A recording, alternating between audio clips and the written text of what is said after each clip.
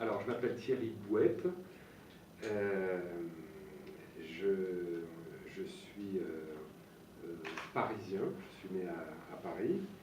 Et j'ai commencé à prendre contact avec la photographie assez jeune, donc je peux dire que c'est une vocation. C'est-à-dire qu'à partir de l'âge de 16 ans, mon père, qui était ingénieur, avait dans l'appartement de famille construit dans un placard une chambre noire parce qu'il aimait bien tout ce qui était un petit peu technique. Et je lui avais demandé de me montrer comment ça marchait. Il m'a donc enseigné tout le protocole de la prise de vue jusqu'à la feuille de papier. Et ça a été bon, un coup de foudre, c'est un peu ridicule à dire, mais tout de suite, j'ai été accroché parce que à cette époque, lorsque vous faisiez une photo, il fallait la déposer dans un magasin de photos qui développait. Vous aviez vos négatifs 10 jours plus tard, puis après les tirages. Bon, et soudain de faire une photo et de la voir dans la journée, c'était incroyable. Et conjointement à ça, ma mère, quant à elle, venait de s'abonner au magazine Vogue, dont j'avais jamais entendu parler. Et il y avait ce magazine qui était sur la table du salon. Et je l'ai regardé par curiosité et j'avais été tout de suite, comment dirais-je, très séduit. D'une part, la première réaction par la qualité du papier, de l'impression, donc ça c'est vraiment quelque chose que j'ai inventé dans mon goût. Et ensuite par les photographes qui à l'époque faisaient la plupart des pages de ce magazine, c'est-à-dire Helmut Newton, qui était dans sa grande période Vogue, Guy Bourdin, qui lui était dans sa grande période Charles Jourdan, il faisait toutes les pubs pour les chaussures Charles Jourdan, je ne sais pas si vous voyez de quoi je parle. Et grosso modo, ça a été mes deux premières références. Je peux même aller plus loin en disant que ça a été mon premier contact avec la pornographie, parce que Helmut Newton, c'était quand même des photos qui étaient très érotiques, et tout d'un coup d'avoir de la pornographie autorisée à la maison, c'était quand même assez génial. Voilà. Donc c'est comme ça que j'ai pris un petit peu contact avec la photographie. Ensuite, bon, comme j'étais dans une grande famille, on était 5 frères, et que l'esprit général, la culture de la famille, c'était quand même de faire des études. Donc après mon bac, j'ai fait des études de droit, et très rapidement, je me suis rendu compte que je préférais être un mauvais photographe qu'un médiocre avocat. Donc j'étais plein d'ambition à ce moment-là. Et donc j'ai laissé tomber la carrière d'avocat en interrompant mes études de droit. Je suis parti à ce moment-là faire mon service militaire et j'ai réussi à obtenir en quémandant un poste de photographe dans une unité technique de l'armée qui n'a pas été très efficace. Et à la fin de mon service militaire, j'ai commencé à chercher une place d'assistant parce que les écoles de photographie n'existaient pas et que pour moi ça me paraissait évident que la seule façon de commencer la photographie c'était de trouver une place d'assistant. Et j'ai rencontré à ce moment-là un photographe de mode américain qui s'appelle Tony Kent, et j'ai été le voir et j'ai dit bon voilà, je suis prêt à venir travailler 24 heures sur 24, je ne vous demande pas un rond, et ce que je veux c'est vous accompagner pour apprendre le métier. Et il avait à l'époque 3 assistants, au bout de 2 mois il n'y avait plus d'assistants, c'est moi qui avais tout pris en main parce que j'avais vraiment envie, j'avais vraiment, comment dirais-je, la passion qui me dévorait. Et je suis resté à peu près 1 an et demi avec lui, j'ai appris beaucoup de choses parce qu'il m'a appris il m'a pas appris, je me suis débrouillé parce qu'il n'a jamais voulu, comment dirais-je, prendre un moment pour faire un petit peu de pédagogie. Et donc, simplement en observant, j'ai appris comment on fabriquait une image avec une belle lumière. Lui utilisait toutes sortes de lumières, lumière du jour, projecteur tungstène, flash. Donc j'ai, en un an et demi, vraiment pu voir toute la technique photographique et apprendre également comment on travaillait avec un magazine, c'est-à-dire comment on constituait une équipe avec un coiffeur, un maquilleur, un styliste, une rédactrice, une production. J'ai appris tout ça en un an et demi. Et donc à partir de ce moment-là, je me suis mis à mon compte. J'ai eu un contact à ce moment-là avec un studio, le studio Harcourt, qui venait d'être monté et qui cherchait un photographe pour retrouver l'ambiance de lumière Harcourt. Et j'ai trouvé que c'était une bonne opportunité pour moi d'aller travailler dans un studio et de pouvoir disposer de mon temps et d'un studio pour commencer à chercher un petit peu moi, ma propre lumière, comprendre comment ça marchait, puisque ce que j'avais fait jusqu'à présent, c'était regarder un mec le faire, mais j'avais jamais fait moi-même, j'avais pas le temps, puisque j'avais échangé mon travail d'assistant contre du 24 heures sur 24. Donc pendant environ un an et demi, j'ai travaillé au studio Harcourt, donc comme directeur artistique, où j'ai été chargé de recomposer complètement l'atmosphère de lumière du studio Harcourt. Et puis au bout d'un an et demi, la secrétaire m'appelait le matin à 10h en disant: il y a un client qui est là, Thierry, tu es encore en train de dormir. Je dis: bah ouais, bon bah j'arrive. Donc totalement démotivé par le principe d'être embauché par quelqu'un et de simplement faire de la photo sur commande, et qui se ressemblait un peu beaucoup quand même. Une fois qu'on a chopé le système Harcourt, que j'avais fait tout ce qui était intéressant, c'était retrouver la lumière. Après, c'était pas très intéressant. Les gens qu'on photographiait n'étaient pas très intéressants. Donc c'est... Hein? Non mais sauf oui, non, mais ça c'est l'activité qu'on connaît, c'est-à-dire qu'on parle des acteurs, mais sur 20 personnes que je photographiais, il y avait parfois un acteur, donc c'était très rare. La plupart des gens qui venaient se photographier... Vous avez travaillé avec Pierre-Anthony alors? C'est moi qui l'ai formé, Pierre. Et donc, la plupart des gens que je photographiais au studio Harcourt, c'était des gens de quartier qui venaient faire leur photo d'identité. C'est comme ça, le studio Harcourt. Il a marché, d'ailleurs, le studio Harcourt n'a marché historiquement que sur le grand public qui venait, puisque à l'époque de la grande époque du studio Harcourt, tous les acteurs étaient invités à se faire photographier, donc ils ne payaient pas les acteurs. C'est le studio Harcourt qui leur offrait leurs photos. Bon. Donc je sors du studio Harcourt, je file les clés à Pierre-Anthony, et là je commence à me mettre à mon compte et à travailler pour les magazines. Voilà. Et comme moi j'avais une formation plutôt mode, les gens que je connaissais c'était la mode, et puis c'était pas désagréable d'être dans des productions avec des beaux voyages, des belles filles, des beaux vêtements, bon voilà. Et pendant plusieurs années j'ai fait ça. Et puis au bout d'un certain temps, j'avais compris qu'il me manquait la passion du vêtement. C'est-à-dire que si on veut être un très bon photographe de mode, il faut vraiment connaître la mode sur le bout des doigts et être capable, quand on ouvre un magazine qui date d'il y a 10 ans, de dire que cette robe c'était telle collection, de telle année, de tel couturier. Et ça n'a jamais été comment dirais-je, une passion chez moi. Moi j'aimais bien la photo, j'aimais bien trouver la bonne pose pour la fille, mais finalement je faisais confiance au styliste parce que moi j'avais pas d'avis là-dessus. Voilà. En 89, le mur de Berlin tombe, et j'ai à ce moment-là, j'avais lu lorsque j'étais étudiant un bouquin sur le remembrement de Berlin. Et j'avais été fasciné par tout ce qui s'était passé à Berlin juste après la guerre. Donc le mur de Berlin était pour moi un mythe, et lorsque j'entends à la radio que le mur de Berlin tombe, je pars à mes frais à Berlin le soir même, et là je reste à Berlin pendant 3-4 jours, et j'assiste à mon premier événement historique. Et au bout de ces 4 jours, avoir dormi sous des cartons, m'être vraiment bien pelé la nuit.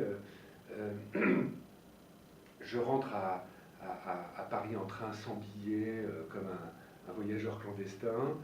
Et je fais le bilan et je me dis c'est incroyable parce que j'ai passé 4 jours à Berlin. Et au fond, tout ce que j'ai vu, ça m'a quand même bien occupé l'esprit. Je commençais à en avoir un petit peu assez de la, comment dirais-je, de la frivolité de la mode, même si moi j'ai trouvé une part très intéressante qui était la photographie. Et progressivement, j'ai commencé à m'intéresser plus au portrait, au reportage, à la politique. Et donc là, j'ai commencé comment dirais-je, toute une période dans laquelle j'ai travaillé avec Vogue pour leurs sujets sur la mode, plus leurs photos de mode, mais plutôt leurs sujets sur la mode. Donc je faisais j'ai photographié tous les couturiers en train de préparer les collections. J'ai fait beaucoup de backstage, j'ai fait beaucoup de choses comme ça, donc plus reportage. Je travaillais beaucoup avec Libération qui, eux, me mettaient sur leur sujet culture, littérature, politique. J'ai suivi des campagnes présidentielles. Et donc tout ça a été une formation, une période géniale. Je travaillais aussi aux États-Unis pour Vanity Fair où je leur faisais des portraits pour le cinéma. Bon voilà, et finalement on n'arrive pas loin de maintenant où à un moment donné j'ai commencé à avoir envie de produire mes propres sujets, ce qui ne se faisait pas beaucoup à ce moment-là, c'est-à-dire dans les années entre 90 et 2000, j'avais vraiment envie de faire mes propres sujets, et là, un soir dans un dîner à New York où j'étais là-bas pour faire un sujet sur les créateurs de mode pour Vogue. Je suis là un peu dans l'ivresse, de l'alcool, et dans une discussion, je me dis mais tiens, si je faisais un sujet sur les gens qui vivent à l'hôtel, parce que j'étais à ce moment-là résident au UN Plaza, qui est l'hôtel des Nations Unies. Et lorsque je suis monté dans l'ascenseur, il y avait un truc qui m'avait frappé, c'est qu'il y avait un étage où il n'y avait pas le numéro d'étage, mais il y avait marqué Pérez de Cuéllar, qui était à ce moment-là le secrétaire général de l'ONU. Moi, j'avais pensé que le mec avait réservé un étage complet pour lui. Et en fait, en me renseignant, le directeur m'a dit non, en fait, c'est un étage qui est réservé aux invités de Pérez de Cuéllar pour les diplomates qui sont obligés de venir rapidement ici à New York. Et donc, on a toujours un étage de secours pour louer pour tous ces ambassadeurs. Voilà. Et donc, en fait, l'idée de photographier des gens, de faire des portraits de gens qui vivent à l'hôtel, m'est venue en fait accidentellement. Et au fond, je me rends compte que souvent les idées viennent de façon accidentelle. On arrive rarement à une idée de façon rationnelle, en disant, par déduction, en disant, bah, tiens, petit A, petit B, petit C, petit 1, petit 2, petit... Non, pas du tout. Ça vient comme ça accidentellement, et c'est des recoupements de neurones qui accidentellement se croisent, et bing, ça donne un sujet. Donc je fais ce travail-là pendant 2 ans, au gré de mes opportunités, qui consiste donc à faire des portraits de gens qui vivent dans les hôtels. Et là, c'est ma première grande exposition, et c'est là enfin où je change de braquet, parce que je suis soudain très gâté par la presse, par la télévision. Internet n'existe pas parce qu'on est en 95. Et là, soudain, je change de braquet parce que je ne suis plus simplement un photographe de magazine, mais je suis capable de monter des expositions, je trouve un éditeur, et donc soudain, voilà, et je me dis, ça y est, je suis enfin photographe. Donc je commence en 80, et c'est 15 ans plus tard seulement que j'ai le sentiment d'être enfin photographe. C'est long, hein. Alors je ne dis pas que c'est plus facile aujourd'hui, mais c'est au moins de trouver, d'arriver à avoir ce sentiment d'être un professionnel, ça a été long. Bon, et après cette expérience, donc je continue à répondre aux commandes des magazines, je continue à faire de la pub parce que je suis représenté par un agent qui travaille plutôt très bien, et je continue à faire des projets personnels. En résumant, après je suis dans un avion qui tourne autour d'un aéroport parce qu'il n'a pas l'autorisation d'atterrir. J'ai à ce moment-là un seul magazine avec moi, c'est le Nouvel Observateur, que j'ai lu de la page 1 à la page 150. J'ai plus rien à lire et donc je commence à me taper les petites annonces à la fin du Nouvel Observateur, les annonces de rencontres. Et là je vois jeune femme cherche homme, et je dis ce serait quand même dément de savoir qui sont les gens derrière ces petites annonces. Et là je commence, sans y croire vraiment d'ailleurs, le processus d'écrire une lettre type et de l'envoyer à toutes les petites annonces dont la rédaction me plaît. Et au début, je suis tellement paranoïaque, j'ai tellement peur qu'on me prenne pour un désaxé, que je mets 5 lettres dans une boîte aux lettres, 5 lettres, je disperse mon courrier pour ne pas me faire piquer. Et au bout d'un mois, pas de réponse, d'aucune lettre. Je me suis dit, bon, je me suis fait repérer, donc faux espoir. Et puis un jour, un coup de téléphone d'une femme. Et je la rencontre, je lui propose un rendez-vous, je la rencontre, et là je suis tellement nerveux, tellement fébrile, que j'ai dû lui faire peur, et donc elle n'a pas suivi le rendez-vous, donc je n'ai pas photographié, mais le processus était en route, j'ai commencé à recevoir des réponses, et donc j'ai fait un livre qui était accompagné d'une exposition sur des portraits de gens qui cherchent un compagnon, une femme, un amant, par les petites annonces. Et là, on est bien avant Internet. Donc les petites annonces sont quelque chose de très secret, puisque à cette époque-là, vous ne mettez pas votre photo, vous mettez donner un texte, et pour les réponses, vous les envoyez au journal qui lui transmet. Donc le circuit est assez long. Il n'est pas aussi rapide qu'aujourd'hui sur Internet.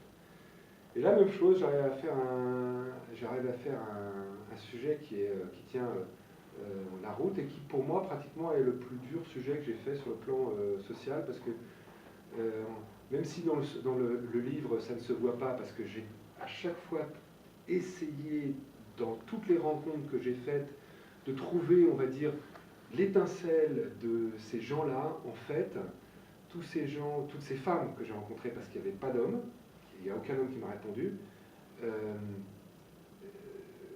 Comment dirais-je, j'ai vraiment rencontré, on va dire, la solitude humaine. Et j'ai trouvé ça hyper dur. J'ai trouvé que la solitude était un truc vraiment dur. Et j'avais quand même été faire, pour le voir, la proposition m'a été faite, j'avais quand même été sur un conflit, j'avais fait la guerre de Yougoslavie, donc j'avais vu vraiment des trucs durs. Et bien, les petites annonces, ça m'apparaît plus dur que la guerre, vraiment. Tellement la solitude est quelque chose de pesant. Voilà, on passe. Après, tout d'un coup, je pars aussi accidentellement sur la paresse, et je dis, tiens, je vais faire un sujet sur les gens qui dorment dans des lits insolites. Et là, même chose. Bon, je pars sur 2 ans de production, en cherchant, en tâtonnant, en trouvant des gens qui dorment dans les lits insolites. Je fais un livre, je fais une exposition. Voilà.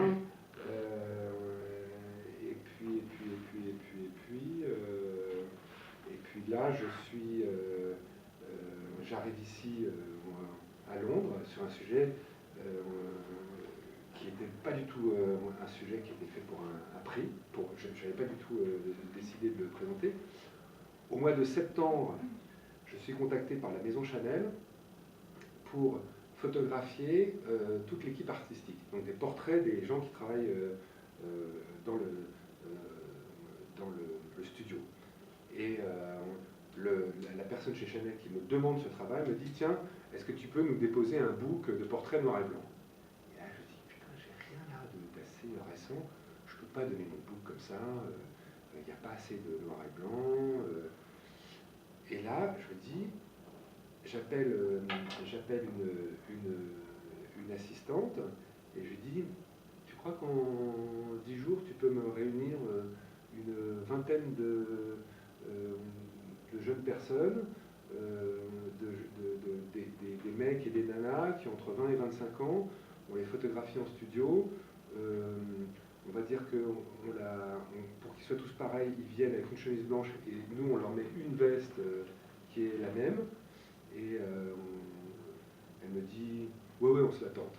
Et donc je photographie en une semaine une vingtaine de personnes qui sont des Parisiens, qui sont étudiants ou qui commencent à démarrer un petit peu dans le boulot. On les sape. Moi, je trouve le concept du fond noir et blanc, en fait, inspiré par Chanel, quoi. Que je bouge à chaque photo. Donc, de temps en temps, il est carré, de temps en temps, il est en diagonale, de temps en temps, enfin, il coupe la photo un petit peu comme ça. Je fais cette série vraiment dans un enthousiasme incroyable qui arrive parfois quand on fait des séances photos.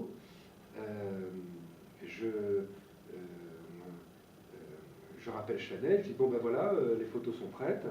Je fais mon rendez-vous chez Chanel pour montrer le dossier. Il ne s'est jamais rien passé. Et je vois plein de sujets là, dans cette superbe boîte et je dis bah ouais, qu'est-ce qu'on en fait? Et à ce moment-là, j'ai quelqu'un qui travaille pour moi, qui lui se charge, on va dire, de mon développement. Il fait un travail d'agent et il me dit bah tiens, là il y a un prix, il y a une catégorie Fashion and Beauty, présentons-le. Il présente et voilà, on est là, ici aujourd'hui. Totalement un hasard, même chose. Je pars dans une direction et boum, en fait, la cloche sonne ailleurs. Et du coup, ça vous a donné envie de renouer avec des sujets beaucoup plus modes? Ouais. C'est marrant, hein. C'est-à-dire que tout d'un coup, ça m'a redonné envie. Alors, peut-être faire la mode différemment aussi. Ouais. Et en fait, là, du coup, je suis en train de préparer un autre sujet que je produis également pour un nouveau magazine qui non, c'est pas un nouveau magazine, enfin pour un magazine dont vous avez peut-être entendu parler qui s'appelle Blast. Et je leur ai proposé en fait de photographier des jeunes actrices en leur demandant quel serait pour elles le rôle absolu qu'elles aimeraient incarner au cinéma. Et donc, chaque actrice me donne son rôle absolu. J'ai pris alors là une styliste qui est super pointue en mode. Qui s'appelle? Vous n'êtes pas mis aux vêtements encore, hein? C'est ça de côté. Ouais, ah oui, non, impossible, mais qui s'appelle Marie-Amélie Sauvé et qui était en fait le bras droit de la rédactrice en chef du Vogue américain et qui vient d'être nommée rédactrice en chef de W Magazine à New York. Et j'ai dit aide-moi sur ce sujet-là. Elle m'a dit évidemment. Voilà.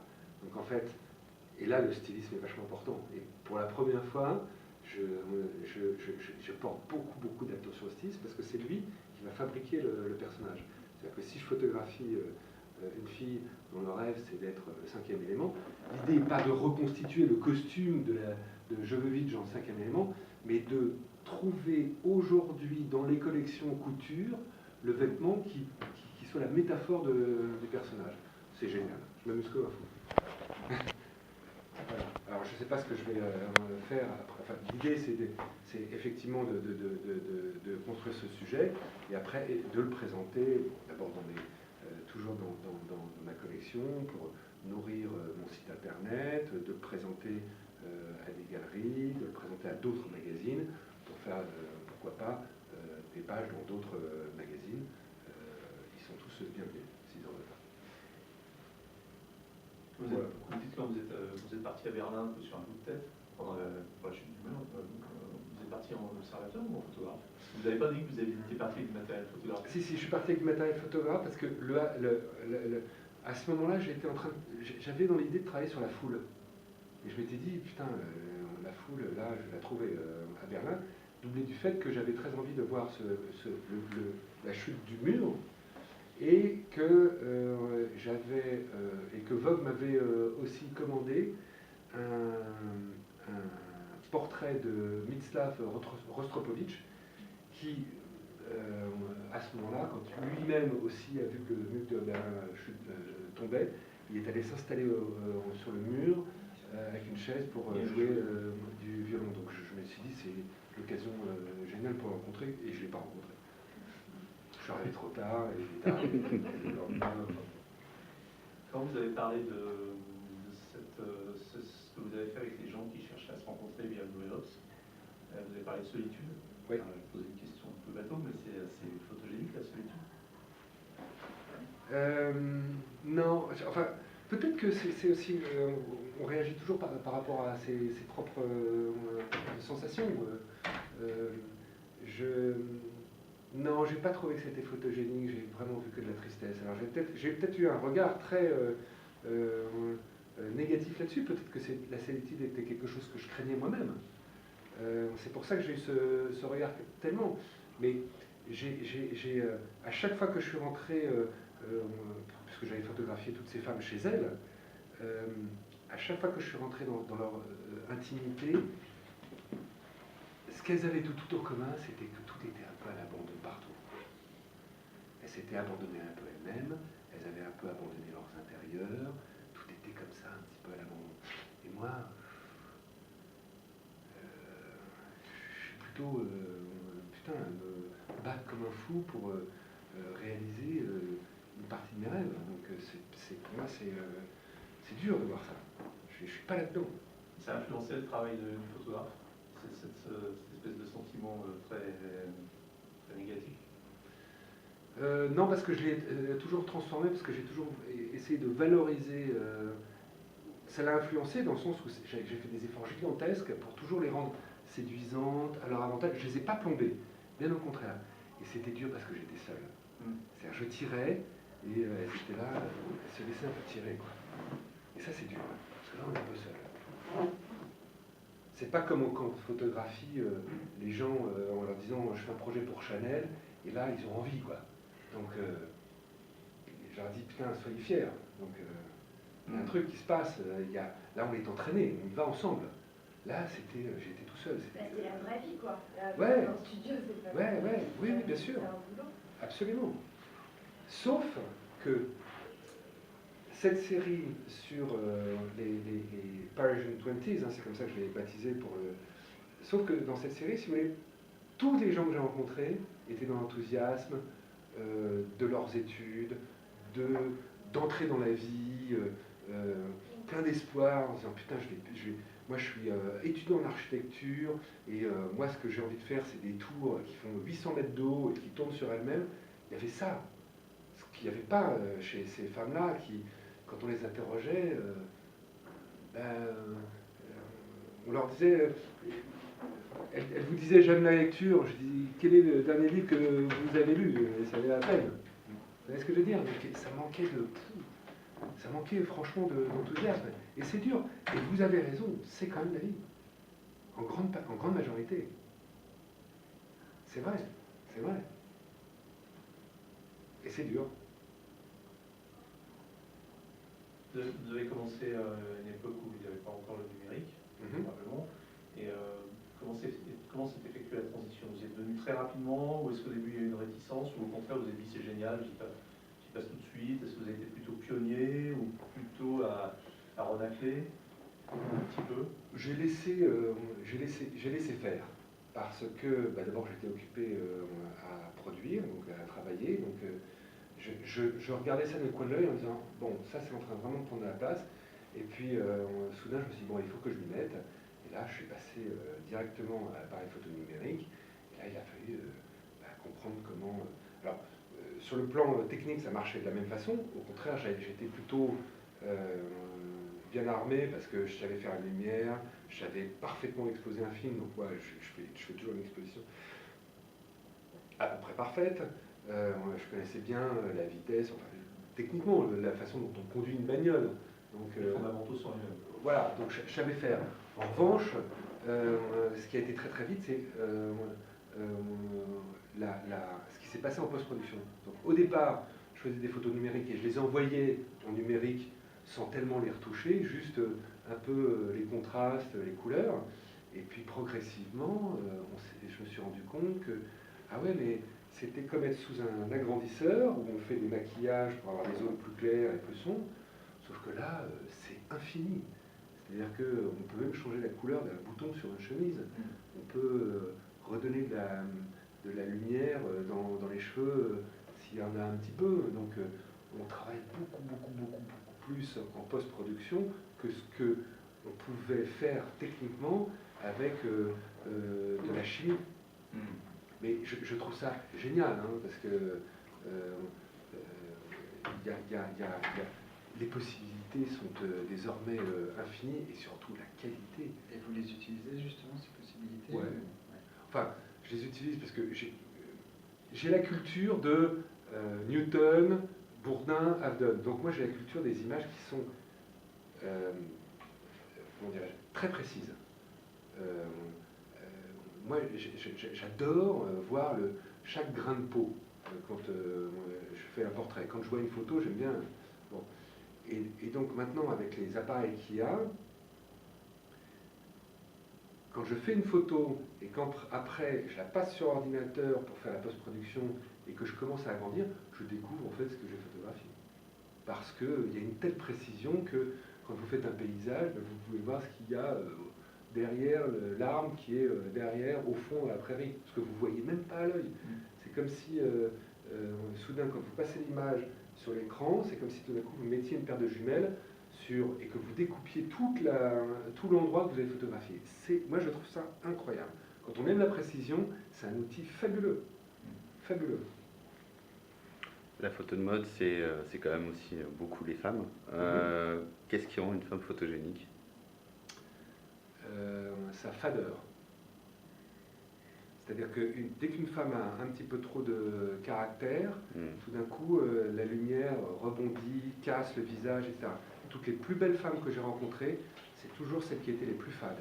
C'est celles que vous croisez dans la rue, outre, je parle du visage, hein, outre l'allure qu'elle peut avoir, on va dire, dans sa constitution corporelle, dans le visage, vous la croisez dans la rue, vous ne vous retournez pas tellement elle est fade. Sympa. C'est intéressant.